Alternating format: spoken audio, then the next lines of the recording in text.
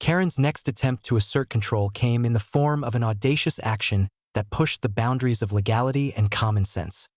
She attempted to drain my lake under the pretense of a flood risk, arriving with machinery, paperwork, and the same inflated confidence that had defined every previous encounter. She strutted onto my property, barking orders and expecting compliance. What she failed to realize was that the lake was fully under my ownership, and any attempt to manipulate it without permission would carry consequences. Calmly observing the scene, I activated a series of measures I had prepared in advance. With precise timing, I redirected the drainage system they were attempting to use, and at the same time, I initiated a countermeasure that transformed their nearby properties into literal swamps. Lawns were flooded, flower beds became mud pits, and floating debris created an unintentional but dramatic spectacle. The HOA members scrambled in confusion and panic, their demands drowned out by the sound of rushing water and the sight of their meticulously maintained gardens being swallowed by mud. 2466, not one to learn from repeated failures. Karen then attempted to stop my grandfather from building a simple fence around his portion of the ranch. She arrived with renewed confidence, confident that threats and intimidation would force him to comply. She was utterly unprepared for the reality that my grandfather had purchased the company and fired her son, stripping her of authority from within the HOA's own organizational structure. Her threats rang hollow as he continued his work, erecting a solid, perfectly legal fence while Karen stood by, helpless, visibly flustered, and increasingly desperate. Local neighbors began to take note, sharing videos and recounting the escalating drama, further diminishing Karen's credibility and amplifying the spectacle of her repeated failures.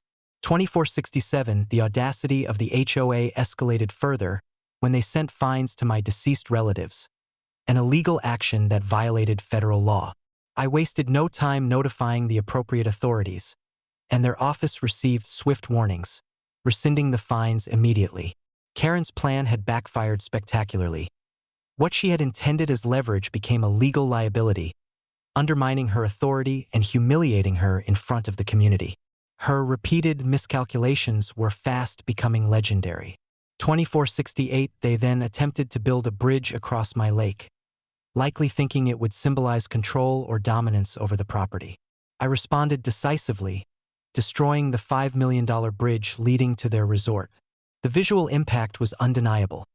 Karen's plans lay in ruins while my property remained untouched. She protested, of course, but her objections were met with calm legal explanations and reminders of her lack of authority. Her face shifted through shades of red and purple as reality sank in. Her influence, her power, was meaningless in the face of property rights and preparedness. 2469, Karen's next desperate move involved attempting to steal my Lamborghini for her son, unaware that it was monitored by federal authorities. Her plan unraveled spectacularly as federal agents intercepted the vehicle. The public spectacle of her failed attempt became the talk of the valley, further solidifying the narrative that her power was a hollow facade.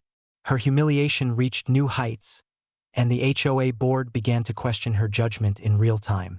2470, in retaliation for the demolition of my lake bridge, I drained their $5 million lakefront mansions, leaving them exposed and powerless against the consequences of their actions.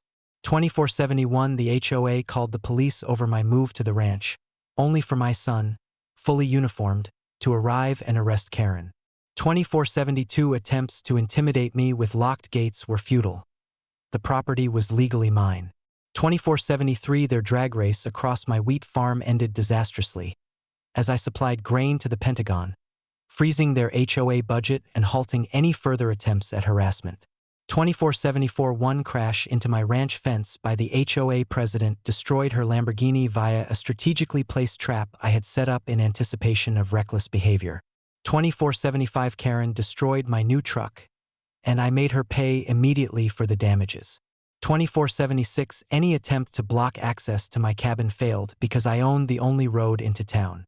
2477, the destruction of her Lamborghini triggered yet another drainage of their $6 million lakefront properties, further emphasizing the futility of interfering with my ranch.